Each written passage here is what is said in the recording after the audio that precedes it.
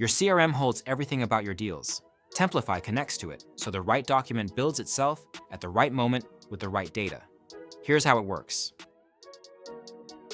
I'm working an active deal, so I navigate to the opportunity in Salesforce.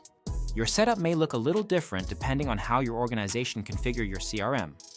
Take a look at what's already captured here. This is the data that's about to drive your document. Based on where I am in the deal, a Create Document button appears. I click it, and Templafy opens a right document for this stage, already filled with my deal data. No copy pasting, no manual entry. I can save it straight to Salesforce, but today, I'll download it to show you what's inside. Everything is already there. Client details, the narrative, the right slides based on the products added to the opportunity, and commercial terms, all pulled from what was already in my CRM. Your document will look different, but the principle is the same. Whatever your organization has configured, it just shows up. Now I'll change the opportunity stage to closing and click Create Document again.